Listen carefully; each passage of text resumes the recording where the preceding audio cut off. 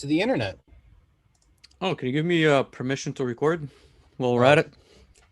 yes. Let's go here. Let's go.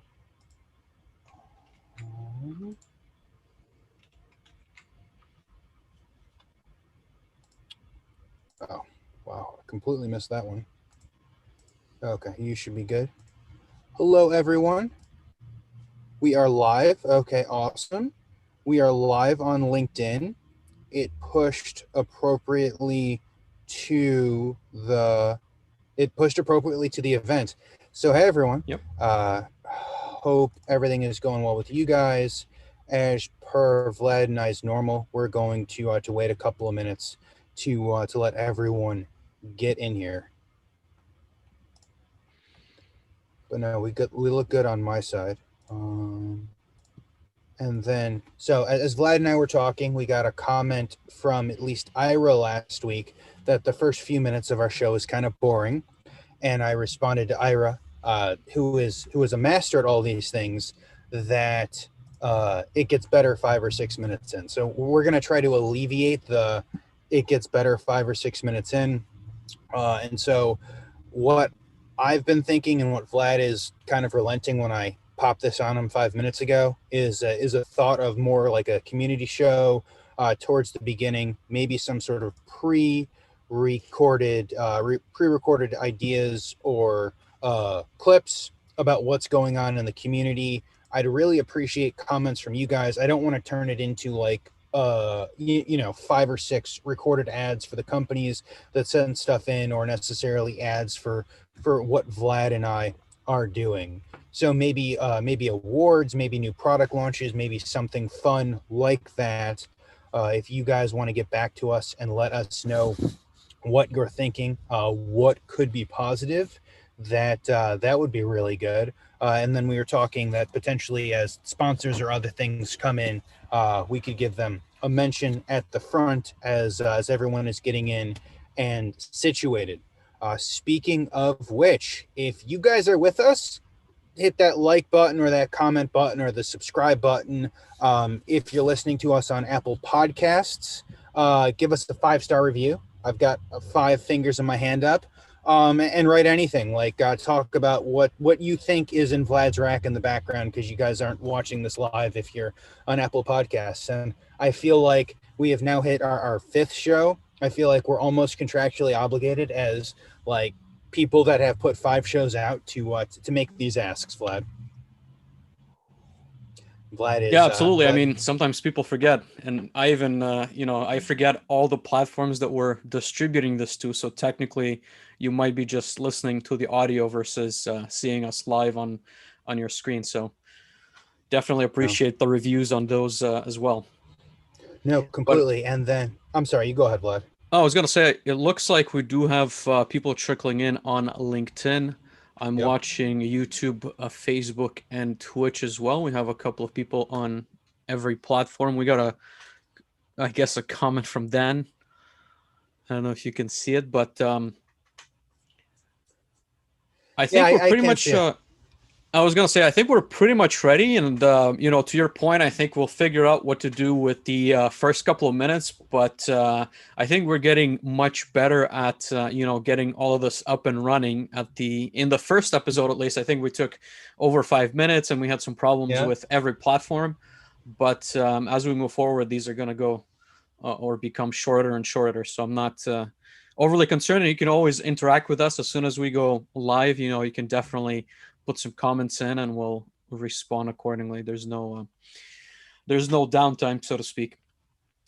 No, completely. Before we start, I would like to give one shout out to Chris Lukey and the Manufacturing Happy Hour podcast. But I don't know if you've been seeing. It feels like every time I look at my Spotify podcast, Chris has dropped a new episode. It feels like every time I refresh my LinkedIn feed the last 3 or 4 days, Chris is just absolutely pushing that out. And so, if you guys are not listening to what he's doing, you certainly should. I think part of the reason that Vlad and I are here, as we mentioned in the first and or second episode, is because of Chris and everything that he's doing, and the actual happy hours at the beginning of the pandemic when Vlad and I actually saw each other like face to face for one of the first few times, I believe. Yeah. Man, one of the things that disappointed me a little bit is that a lot of people are moving to Clubhouse now, and apparently you cannot get it on your Android device yet. No, Which, there is no Clubhouse on it. Do you have an iPad? um, well, I do have an iPhone. It's just not like installing a SIM card. So I don't know. I haven't tried, putting a SIM card into it and then trying to access Clubhouse and then obviously putting it back in my Android phone. But I think I you guess need that's a just. phone number to do that. But see, like what I'm saying is I can maybe move the SIM card just temporarily to get access, install the app, and then put the SIM card back into the Android phone. But anyways, that's like one of my, I guess, frustrations with the Clubhouse. But Chris definitely has some very interesting individuals, and I was trying to learn, I guess, to tie this back into today's topic as well as some of the things that we've discussed. It's more of the enterprise sales process. I believe he had some kind of a very high placed individual that was talking about how they get sales leads, how they introduce their technical services, and how ultimately they land new business for their company. So a lot of very cool individuals on his podcast for sure. No, no, no, certainly. No, perfect. I think that sounds good. I think we've got pretty much everyone in here. Vlad, do you want to start it off this week, or would you like me to start it off? I'll do it. I'll do it. So, welcome everyone. This is episode number 5 of the Manufacturing Hub podcast with Vlad and Dave. So today we wanted to step back from some of the conversations we had from with Sean last week and kind of take it back to ourselves and discuss how we landed where we are today, some of the challenges, discuss how we entered, I guess, the manufacturing industry, which we've covered a little bit in the past episode, but go into a bit more detail as far as our businesses or our ventures are at their core, and maybe also get some advice from each other, understand it a little bit more, and kind of see where things are panning out to go in the next couple of years and what plans we both have in that regard. What are your thoughts, Dave? Is that pretty much what we're talking about? No, no, completely agreed. Completely agreed. As I told Vlad when I pitched this idea, one of the things I always appreciate is people talking about their businesses, and when they have a podcast, being able to go listen to how those changes, what their projections were, and what actually happened in relations to the projections. So, for everyone who isn't aware, both Vlad and I own our own business. And as we go through this, it certainly can feel lonely out there, right? And it feels like in the industrial automation community, there aren't a lot of people talking about it. It seems like there are a lot of fairly decent sized companies. It seems like there are a lot of VC based startup companies, and then you've got a bunch of like systems integrators that are kind of in the middle of that. Yep. And what I haven't found kind of throughout any of my journey is people talking about that and documenting it in a way that other people going through this journey find useful. And so my concept is I'd like to crack it open, talk a little bit more about what we're doing, and where we see the future going for us, so you guys can one ask questions, and anyone that is crazy enough to listen to these in a few years, with the assumption that Vlad and I are still doing this and talking about what we're doing, can hopefully be here as we document this journey. Yeah, and I think it's also an important, learning slash growing process because I think at least I'll speak for myself, but I'm definitely not where I would like to be in the future, right? So I'm always looking to learn, to grow, to kind of bounce around some different ideas, see how other people are doing it, and ultimately that's why there's like a chat platform where you can give us some advice or maybe give us some insights on how you would do things. And I think it's important, as Dave mentioned, that there's really nobody talking about this right now, and there's a lot of people asking the same questions, I feel, around getting a manufacturing business off the ground, whether it is systems integration, just lone wolf PLC programmer, or what have you. So I think it's going to be also good for ourselves to kind of discuss these ideas and learn from each other, as well as the community in general. And I'll even admit myself that I've been trying to find myself a mentor that has launched a similar business, and I do have people in different companies in place that have been extremely helpful, but they're not necessarily where I would like to go. So it's been a challenge to kind of figure this out on my own, for sure, obviously with good advice, but not necessarily fully align with what I'm trying to do. But Dave, do No, you no, want to? Sorry, go ahead. no, I was actually going to. So one thing that I wanted to bring up during this is mentorship, right?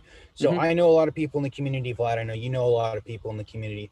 One of the things that helped me over the last, year and a half, almost 2 years now, is having a mentor that in some way, shape, or form is within the community, but doesn't necessarily know me personally. And so Hmm. there is an organization called SCORE.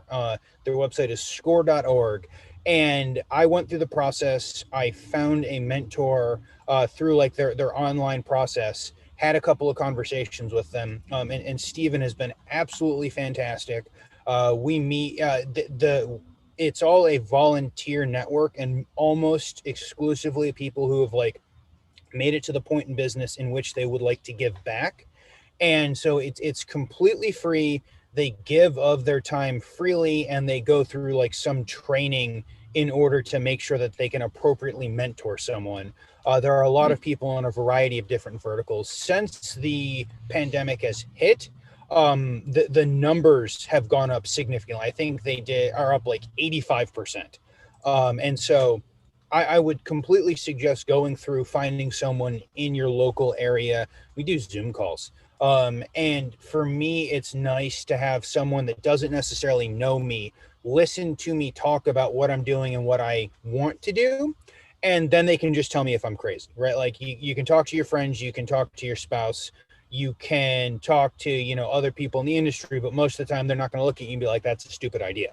Hmm. It's nice to have someone who is as impartial as can possibly be, but still wants you to succeed. So I have in the past on LinkedIn and other places suggested that, and would wholeheartedly suggest you guys go take a look at score.org.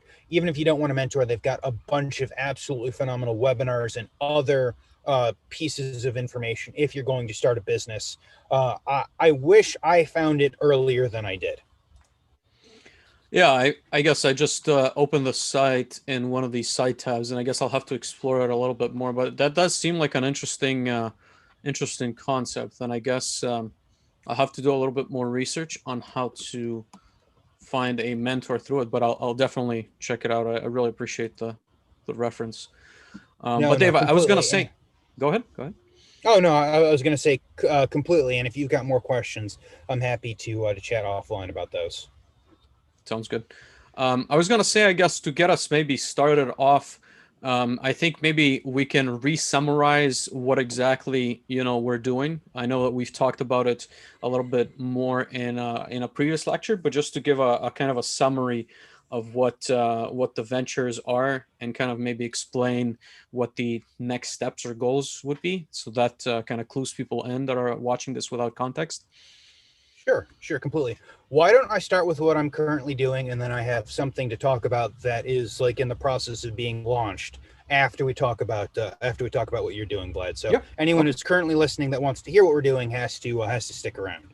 But currently, and for the last 18, 19, 20 months, I've been running a company called Kaplan Solutions. And then I've been blogging about, my journey, digital transformation, Industry 4.0, kind of everything along those on my website, dave-griffith.com. The breaking of those was very intentionally. In the past, I've written, hundreds of articles and done hundreds of videos, and I wanted a place that is, as I call it, like one source of truth for Dave. So if you guys want to look at anything that I've done, manufacturing hub, everything else, that is the place to look for me. And as I describe on that site, and as I've distilled more even since our first or second episode, my goal is to help manufacturing companies go through transformational processes that pay for themselves. Now, that was not necessarily the goal that I had set out or written down when I started Kaplan. When I started Kaplan, I thought it would be more of a marketing, scalable business development solutions. But I've found that as I continue to get into it, what I really love is to get further and further into the project. So what I do is I help as I mentioned, my goal is to help manufacturers go through processes And then my passion is finding, that return on investment and finding ways to show that they pay for themselves. Because as we're going through a digital transformation or a transformational process just in general, if it is a cost factor as opposed to a revenue generator, at some point you're going to stop. So finding the right organizations and taking them through this path, and that is a variety of ways. I do a bunch of what people would consider, consulting, going in, helping to start projects, and then beyond going in, starting to help projects. I do a lot of or I do some amount of what would be considered like IT OT convergence, IIoT, kind of like all of those buzzwords, with the goal of either myself or partners going and deriving value in the programs that we deliver and the solutions that we deliver, so that we can continue down this path of transformation, of organizational change. And you do, I guess, I've seen a lot of posts on your site that dive very deep into some of those topics as well. I think you break down digital transformation in general. You talk about different manufacturing metrics. You've got videos with Jim that one of which that I Yep. watched today. But there's a whole series of, some of the impact you make as far as like I guess like data collection and then Mm-hmm. application that to the industry goes. And I think there's, I guess, a lot more to this, and I don't want to I guess jump into the next steps, but you're doing some like recruiting also that we kind of discussed a little bit. You're diving into, I guess, into many areas, but everything is still encompassed in the manufacturing space, if I understand that correctly. Yes, yes, completely. So my goal is to help those manufacturing and those industrial companies. And Vlad, as you mentioned, I have a variety of partners that I work with, and it's a combination of doing work, and some of it, of course, is helping them get marketing and get their message out and kind of products and solutions. Every year, I have a product or maybe a couple of products that I kind of do some work to help continue them down the path into the next phase. Both Vlad and I are very young in relation to the manufacturing industry. We've got a lot of time to go, and so the world class solutions that we're deriving, the best in world solutions that we're implementing today in 2021, are going to be 3 solutions ago by the time that we're done. So I do my best to have conversations with startups, with like niche service providers, and help kind of continue along their journey, and that is kind of double sided. One, I want to help them provide solutions, and two, like I want to know what's coming next. And I feel that some of my value is certainly understanding what the market looks like and helping direct people towards what is next. Awesome. Yeah, that makes And then, sense. kind of just to jump into those technical solutions, Vlad, I have in the past done a lot of technical solutions. I will continue to drive and develop a bunch of technical solutions. In the last probably 4 or 5 months, I have specifically started like laying out more case studies, in relation to like MES and OEE and things to do and things that I've seen that have done, poorly, because yeah, and the goal is, of course, to be able to deliver some of that value and let people understand what the market looks like, what has worked, what has not worked, with of course the overall intention of having conversations and seeing how I can help them, or if I can help them. Yeah, makes sense. No, Oh, perfect. And then like I certainly have more to talk about, but I want to kind of dive a little bit into what you're doing and kind of what, if memory serves, Vlad, the first time we connected, I had created a video talking about breaking into industrial automation and a bunch of good resources. And almost immediately, one of the first comments is, you missed Vlad and Solus PLC. And so I went on the site, or I went on the Udemy site, and I'm like, wow, this guy has created an absolute, amazing collection of training videos. And can we talk a little bit about like your path to the creation of Solus PLC? sure. Yeah, I guess I'll take a very big step backwards and kind of explain where it stemmed from so that people get a little bit more context as to how it came to be. So when I was working on my bachelor's of engineering, I actually stumbled upon several embedded systems, so like the Arduino, the Raspberry Pi, the usual kind of entry level systems. And I had started a YouTube channel at that time where I would explain some of the technical concepts, and that was kind of the first step that I had taken into like video and content creation. I had, a very small blog on, I remember at first it was HubSpot, and then I figured out how to migrate it into WordPress. And it was, very small. I explained some interesting electrical concept, and it started to grow fairly large, and it got to like 30K, I think now, by like 40K subscribers. I haven't necessarily focused that much on it because I ended up joining a company and kind of getting into PLCs, and that took a lot of my time. But what I think that really gave me an advantage in is that I understood content creation, and I had experienced it firsthand, so to speak. And fast forward to so this is around 2014, where I landed my first job, got into the manufacturing space, really learned how to program PLCs and HMIs through a very large employer at the time. And I had very good mentorship. I had really great bosses that kind of sent me to some of the Rockwell training, and allowed me to essentially learn those systems, which I didn't in my bachelor's degree at all. Like, and I guess in hindsight, I would have probably picked manufacturing just because of how big the industry is and how many opportunities there are, but I just didn't know any better, right? And so as kind of those years went by, let's say 2017, I had my normal job as a systems integrator, as a contractor. I worked for, again, very large US based companies. I would go to different plants and integrate the systems. But what I noticed is that there was very little content. I guess Paul Lynn at that time had his class on Udemy, but there was nothing, I guess, with a bit more examples that kind of showcased some of the videos. And so I thought, like, well, why don't I film a few videos and put them up on YouTube and see how they do, right? And that's kind of the beginning of Solus PLC. I kind of thought of a name. I was able to create a website really easily. And so I put up a few videos, put them on YouTube, and didn't think, honestly, much more of it. But like I said, I did have the advantage of knowing how to build those quote unquote like online assets as I got started. So put up a few videos.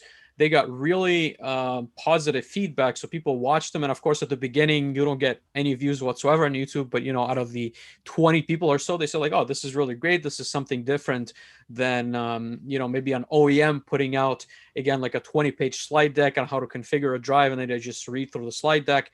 I actually showcased how to configure this or program that, and what I learned afterwards through some ads on YouTube is that Udemy was a thing at that time.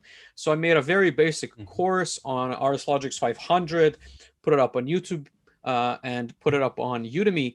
And once again, I got really positive feedback at the time. So this was, I think, at this point, 2018, maybe mid 2019. So not that many years ago. And from that point on, I continued to kind of share my expertise primarily on YouTube, and then I slowly migrated away from Udemy because of the limitations that site specifically has. And so Solus PLC has become, I guess, a little bit more recognized in the industry. It provides classes right now on PLCs, HMIs, drives, .io. I wouldn't say that it's anything like there's no necessarily groundbreaking technology. I think that anyone can learn those systems on their own. What we do provide is like a condensed format where if you want to get up to speed from someone that has been in the industry and learn those systems, then it's the place to go. And I think certainly that, looking back at the way I learned, let's say Allen Bradley systems, because that was the primary platform, at least for me, at every company that I've been to, those classes were extremely expensive. And I just remember, wanting to learn more, but my employers wouldn't necessarily be willing to subsidize any of that training, right? And I went to like Rockwell, I think it was like RS Logix 5000 Basics 1 and 2, and both of those classes were 4 days together, and the cost was 5 to 6 grand for the Mhm. enterprise, and that was like a reduced cost, right?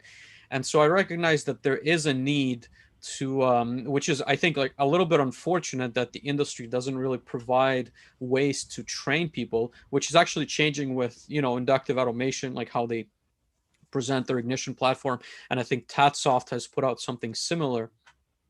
but it's incredibly difficult, I find, to learn these like PLC and HMI systems unless you have, access to the materials, the software, and then of course someone who actually explains it. And there's still, I feel, very little of it in the field. And I'm actually personally, I guess, a little bit on the side frustrated by the lack of like FANUC and like robotic design experience. I personally want to learn a little bit more how to program robotics. And I know that there are classes currently in the US, but it's with the pandemic and all, it's been very difficult to get a seat out in person, and for whatever reason these companies do not present online for um you tell me, Dave, what's the what's the thought behind that? Everything is in person and you have to go there and learn. But I guess to wrap this up, on the same note, as I'm working on Solus PLC, I'm also pursuing my MBA, so I'm in the process of finalizing I guess my master's degree in business and finance.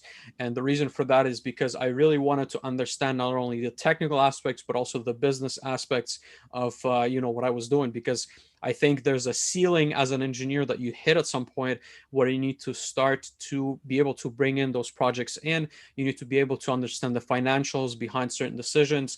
And, Dave definitely knows this area a lot more than I do, but you need to be able to submit quotes, proposals. You need to be able to execute on them. You need to make sure that it's cost effective, not only for the business that you're selling to, but for yourself as well. And I just felt that I was lacking some of those aspects. So I'm actually graduating in a little bit less than 2 months. And at that point in time, in addition to Solus PLC, I'll also be doing some systems integration services on my own, as we discussed with Dave. And the goal is to combine some of my previous knowledge to obviously do the technical services and then do some consulting services on the grand scheme of things in manufacturing. So that probably sums it up pretty well. It looks like my LinkedIn comments are not updating anymore. I need to refresh the page. It's really strange. Yeah, mine paused as well. But while you're doing that and checking that, Vlad, I Mm-hmm. will agree. So I actually have taken and completed and taken and started two Paul-in classes. And back when I looked in, man, like 2016, 2017, something like that, there Mm-hmm. wasn't a ton. And for me, the ability to find all of that in an easy way is fantastic. And as you mentioned, what you're doing with Solus PLC, what Paul is doing with, I think he calls it the PLC Dojo now, Yep. is really good. Sean Tierney at the Automation Blog is putting together a bunch of courses. The fact that the courses are coming online, hopefully, will push more. Will push more, larger manufacturers to put them online. I will say that I think that there's a difference between taking a course like that and taking a course from someone. I think I saw Frank in the comments. I know Frank does a lot of like Yeah. in-person training. When you do that training, it's not like you're sitting in a class or watching a webinar, because you can go and ask questions and you can talk about specific applications. I think that that's important. And then I will hope and kind of reiterate that we'll see more robotics training online, like the FANUC training. I don't know if you've ever looked at like the pieces that you have to take from FANUC to get to the actual robotics programming. There are like 4 or 5 courses that you have to take before you can actually take the course that you want to take on robotics programming. So, but that may have changed in the last couple of years since I looked, and I think that all of those are beneficial. I think we'll certainly see more of it pushed in the pandemic. But I'm seeing a smile on your side.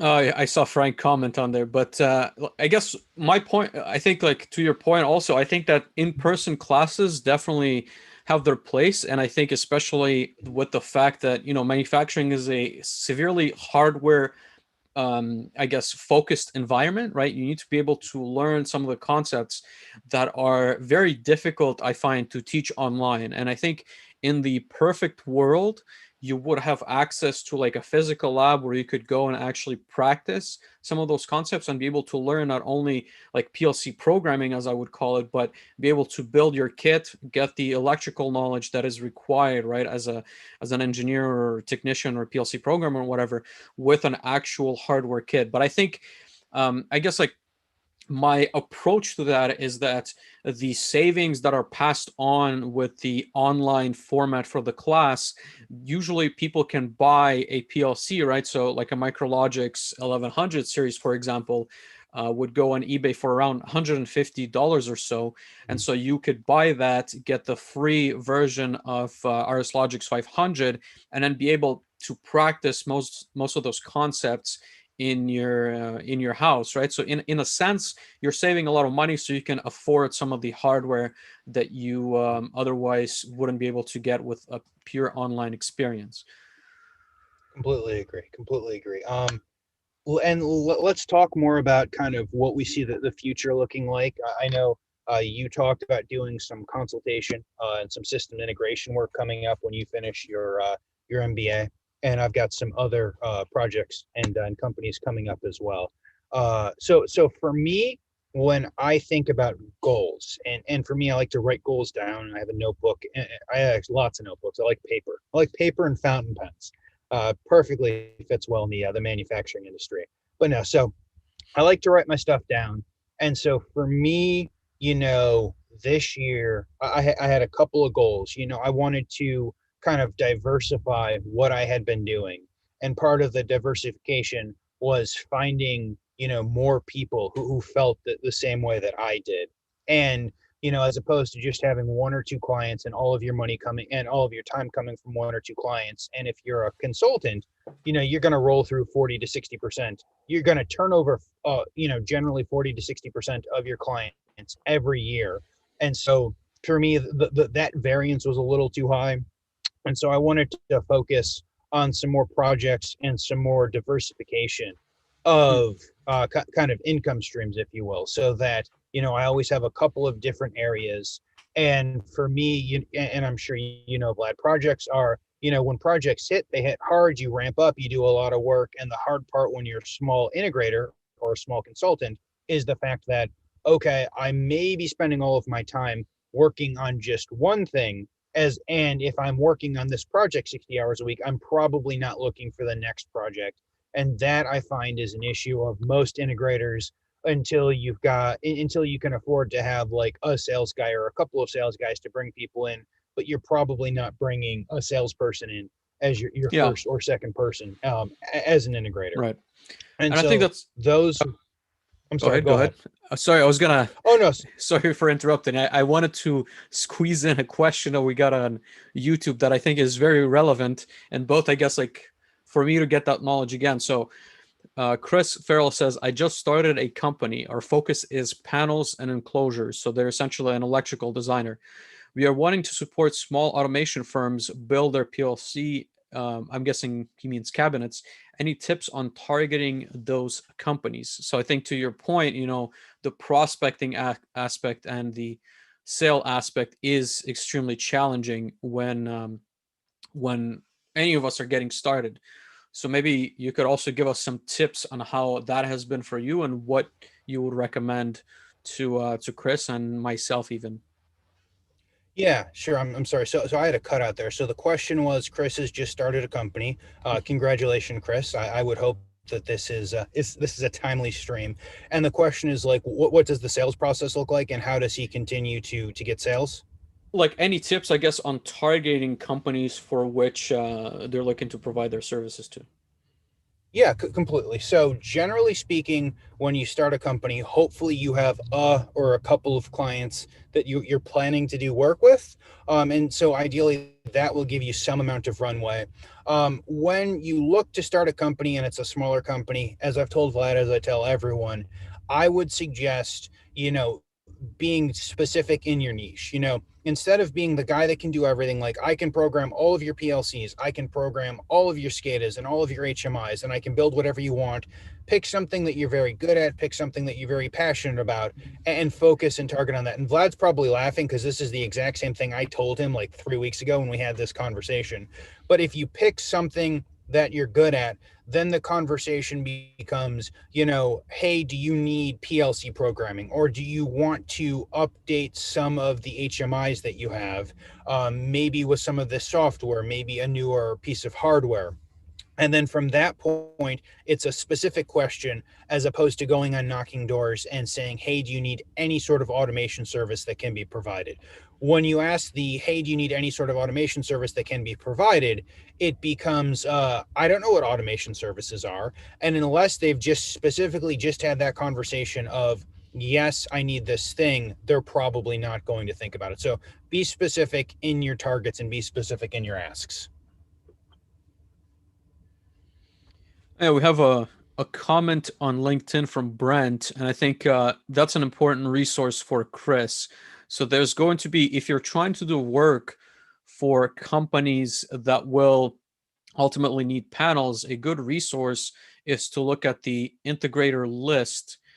So one example that Brent gave is inductive automation, right? So you can go and look at that list. I'm actually going to copy this link and post it on YouTube where we got the question from Chris. But ultimately, there's going to be a list of different integrators for all sorts of PLC and OEM platforms, and you can probably, if that's who you're targeting, find a very specific, or I guess, starting point of people to contact, if that makes sense.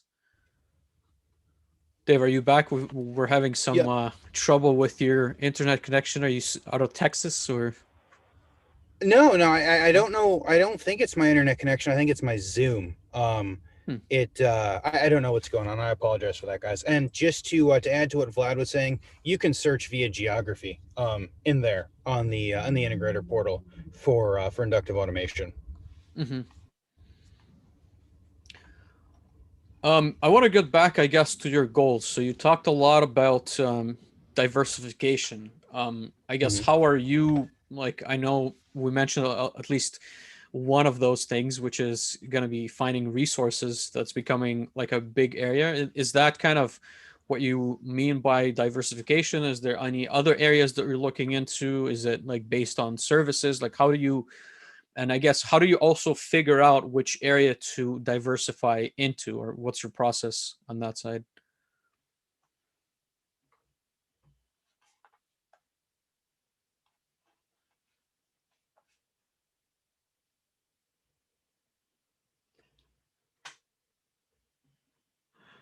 We're losing you, Dave. I don't know if you heard the the remainder of my question in there.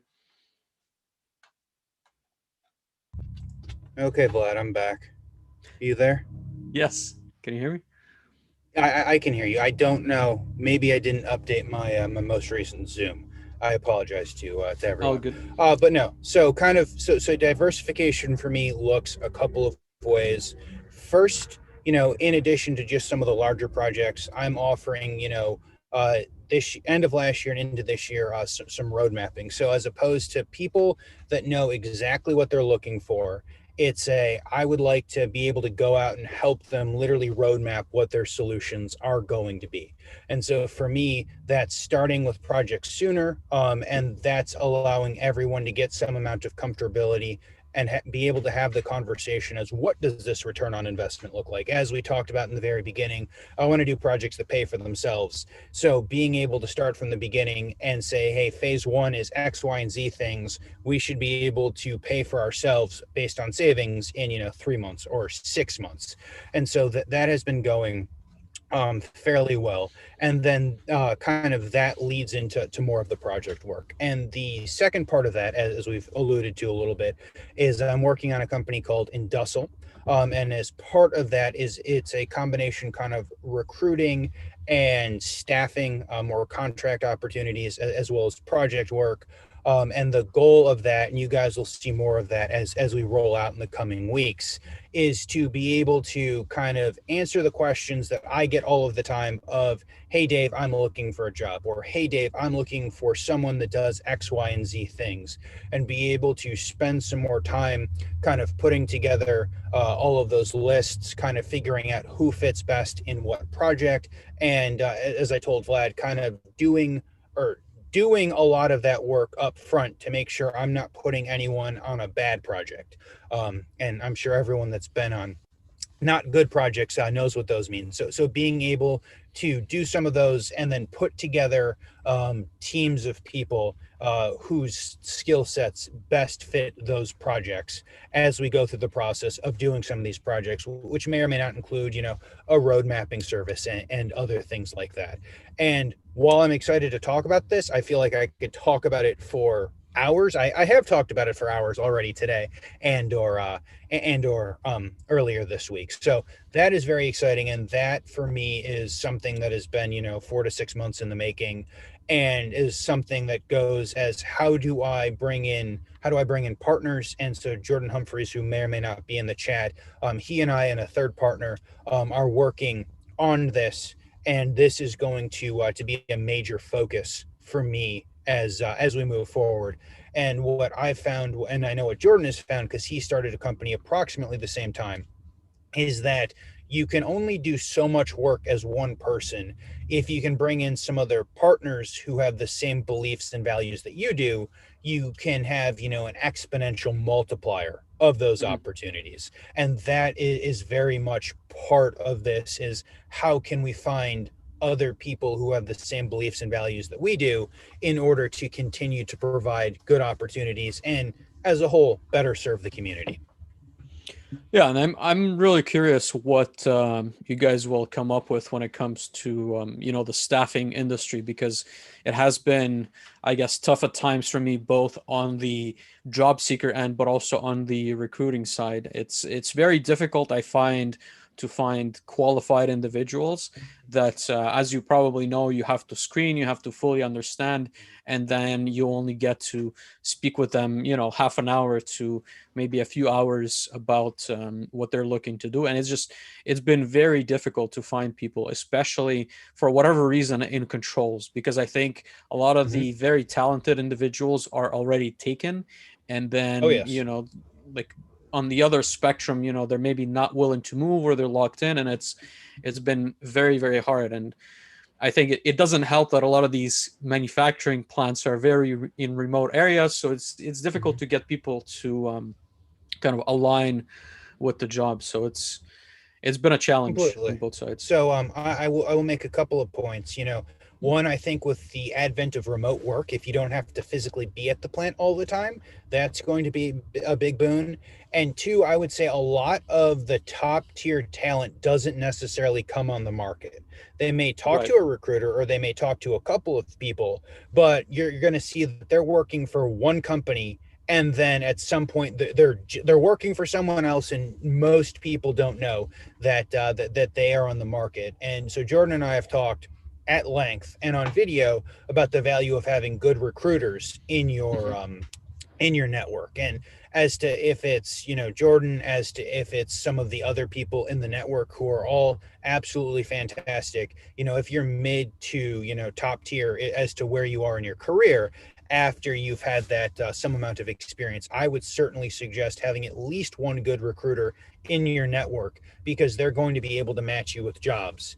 Yeah. And as I've grown in my career, that's certainly something that I have used more and felt like that has been a benefit to me. And then finding good, again, finding good people. We have a bunch of goals of like a phase one and beyond phases, but again, I don't want to bogart this. We have some rollout that we're doing, and as we are rolling that out, I promise to keep everyone who is listening on the stream up to date, if you don't know about it already, because I know Jordan has been very excited, as have I, and we've been talking to a lot of people about it. And I feel like if we don't toss it out there on this today, at some point it'll be 6 months from now, and everyone will be like, well, why hasn't Dave talked about this on stream? But no, and so that has been a big part of what I wanted to do. Re-diversification. A couple of other things that I wanted to do, I kind of fill it under this bucket of collaboration, is kind of find a way to create more better content. And that it literally brings manufacturing hub with Vlad and I into this. Is Vlad and I have had the conversation starting at the end of last year, is how do we find a way to bring and engage interesting items to the community? And we kind of kicked it off maybe at the end of last year of this, and I think it's gone really well. I've got some other content goals in mind. I want to talk more about the technical stuff, which, as Vlad mentioned, I have certainly done, and I've got a whole list of other blogs that, one, need to go up and two, need to get written for that. And so it's been exciting. That has worked very well for me. I think I've just kind of talked through that the last 20 minutes. Vlad, do you have like a list of goals or things that you're planning to do? Um, to be honest with you, my list of goals has been very fluid. I've always Mhm. been the, like approach and then try and execute and then like see how things pan out type of a person. And I think that has, played out in my favor, at least for several ventures that I've done and several directions that I've taken because as I had spoken to, like my business partner on Solus PLC, is that I usually try and implement something really quick, test it out, see how it works, and then if it doesn't work, then I kind of quickly abandon it and move on to something else. And I think that's how I've been able to kind of not necessarily pivot, but test Mhm. ideas really quickly, right? But I guess like one important thing has been content, and I think what Mhm. I've realized while I was building Solus PLC is that I cannot call myself necessarily an expert in everything, like that. Again, Mhm. like we talked a little bit about that too. But there's so many platforms that I think people are interested in learning. And one of the goals is to find people who would be able to present some of those subjects in a very, I guess, concise and intelligent manner and deliver that through Solus PLC. And of course, we would pay them accordingly. But ultimately, I want to maintain a certain level of quality, a certain level of engagement, and make sure that those individuals are paid. For their time and their effort and Mhm. whatever that structure may be. I haven't fully figured it out, but I am trying to find people that would write for us, that would produce videos for us, and I think that's really the next step for Solus PLC. And in terms of the systems integration slash consulting, I built up a website already for that. I don't know if I ever sent you the link, but it's joltech.com. The name, just random name. I guess I really love these kind of like non-descriptive names that can be used on anything. Mhm. But the goals there is to, I think, really to find the first client. So as I had mentioned to you, I definitely have a lot of connections and people that I've worked with that would be more than willing to kind of give me some of the work, but I cannot necessarily engage all of the previous clients that I got through my previous employer, just out of respect for what they've done and people that they've put in front of me. And so what I'll be doing is pretty much trying to figure out the first project. Obviously, I would love for it to be something extremely meaningful because at the end of the day, what I found the most interesting for me is to work on really complex problems, right? Whether that is technical, whether that is people, but at the end of the day, I'm the guy who programs PLCs during the days, or at least that's what I've been doing the last like 7 years. Then I get home and then I program PLCs at home and try and figure out like different things and like learn different things. So I enjoy the challenge. You know what I mean? I wouldn't see myself doing the extreme paperwork that I know some of the places require, and so I would try to abstract myself from some of that. But the more complex, the better. And of course, I'm willing to prove myself and make sure that people understand what I'm able to bring before moving on to something bigger. But that's kind of the next steps for Joltech, so to speak. No, no, that's fantastic. I will. I don't think you sent me the link. I will have to take a look at it. I think when I tried to spell Joltech, I spelled it incorrectly the first time I Googled, and got some really interesting things. But no, so I like what you're saying, kind of all around. I guess I do have one other piece of advice that I read on LinkedIn. It's something that I do, but I think it was very meaningful. James Dean had kind of posted something to the effect of, when you talk to someone, ask them how you can help. And Hmm. you'll be amazed how many opportunities that you can find yourself in if you just ask the simple question, how can I help you? Or how can I I help you remember solve that this post. problem? Yep. Yeah, no, it was a good post, James. Everything that he posts is, I feel, is much more meaningful than the things I post. No, everything he posts is absolutely fantastic. Um, I really liked that. That one kind of hit home, and it's certainly something that I at least try to do with all of the interactions that I have, or find a way to offer some help, whether there's compensation or not, because there are things that are more important, and helping people sometimes and much of the time is more important than where the commercialization comes in. But as you're looking for new customers, ask them how you can help. Even as you're going and doing work for a client, you should continue to ask those things, because they may think of you as the PLC guy, but they may not think of you as the guy that can, do HMIs. Or Vlad, maybe you're coming in and you're offering some consultation on an MES, and you see that, they have some issues at the PLC level.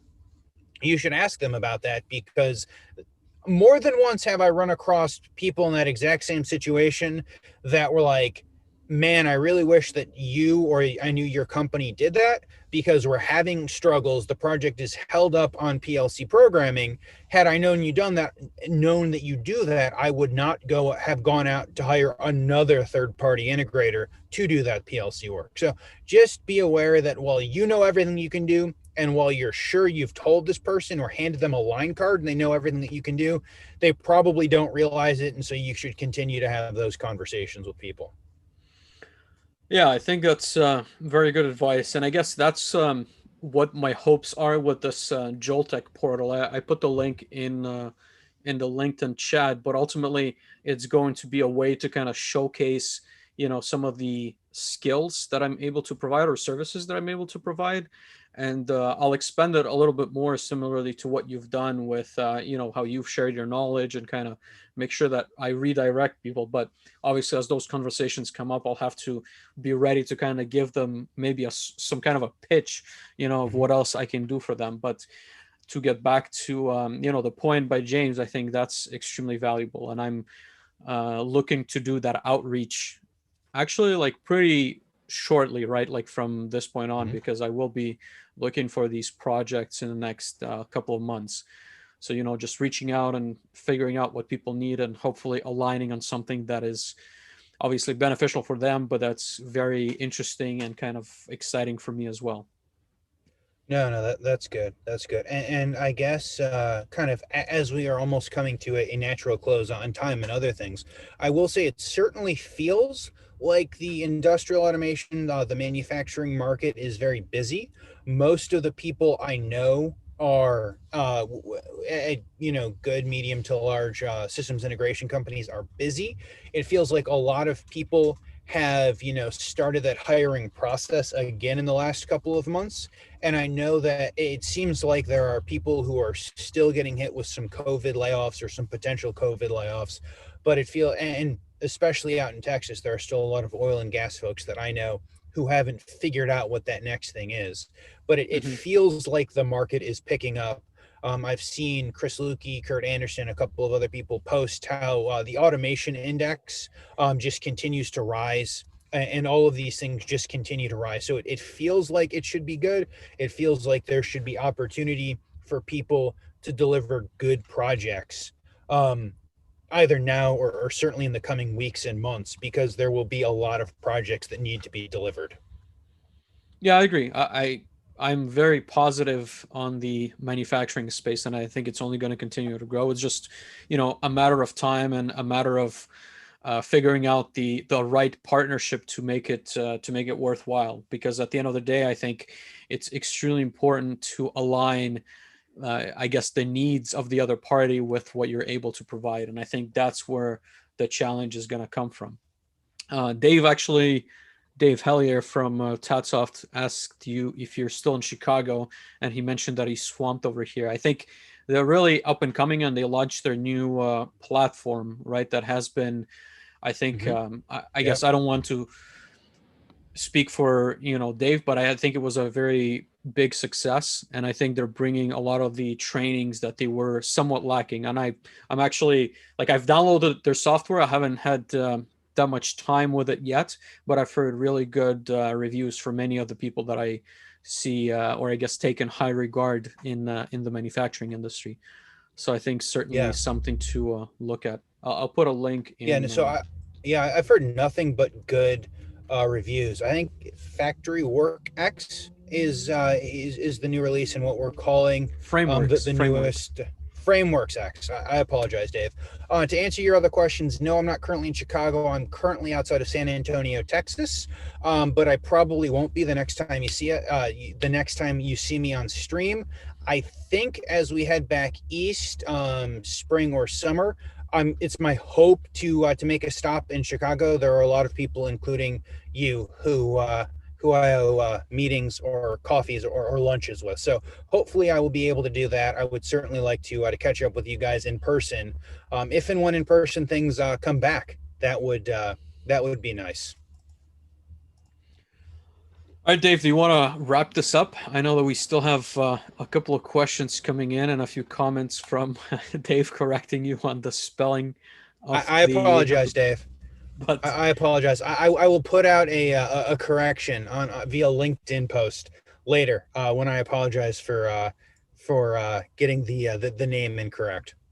yeah, but I do want to I guess maybe close this off to an Hmm. extent by mentioning that we have a very cool episode coming up Hmm. with Preston, who is the a he's a founder of a small systems integrator, and I've been following him and I think connected with him 2 to 3 years ago.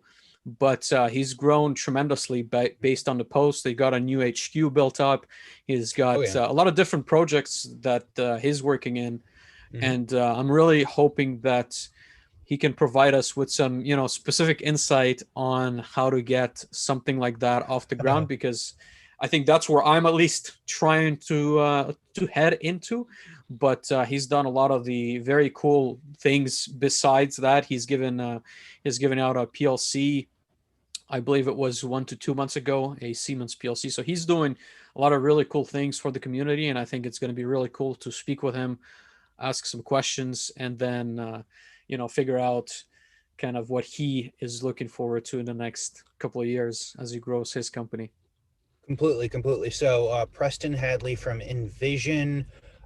It will be on March 17th. We're taking a week off, so we will be back on March 17th, 6 o'clock East Coast time, 5 o'clock Central time. I think 3 p.m. Pacific. So we will be back on the 17th there. What we haven't mentioned is mostly Vlad has put together a website for the show. So we've got manufacturinghub.live. If you guys would like to check us out there, it should have all of that information. As we have guests and other things, we will continue to put that online and live. I appreciate everyone that has reached out with all of their love and support for this. Everyone that has reached out to ask if we need guests. Thank you guys all. Please feel free to continue to send those. Vlad and I have a Google Doc sheet that is expanding by seemingly the minute as I go and put on there. So we certainly have a lot of good shows coming up. We want to put some of these shows where we talk about where we're at, where we talk about the market, but we also want to make sure that we bring on interesting guests to talk about what they're doing and their journeys along the way. Yeah, I think Awesome. that's good. Do you have anything else before I ask people to like, comment, subscribe, and give us 5 stars on Apple Podcasts again? No, go right ahead, Dave. Okay. Well, perfect. Thank you guys all for listening to Vlad and I. Hopefully not ramble on too much, talk about our business. Hopefully it was valuable to all of you. One more time, as we are like semi-professional streamers slash podcasters at the moment, please hit that thumbs up. Please comment, about my beard, about the PLCs that Vlad has behind him. Hit the subscribe button, connect with us on LinkedIn, like the manufacturing hub with Dave and Vlad. Yeah, like the page on LinkedIn, and we'll see you guys on the internet. It looks like somebody's clicking a lot of likes on the LinkedIn page. Oh, that's pretty cool. You can like spam them. Thank you everyone for watching. Really appreciate it, and we'll see you guys next time. Awesome, sounds good.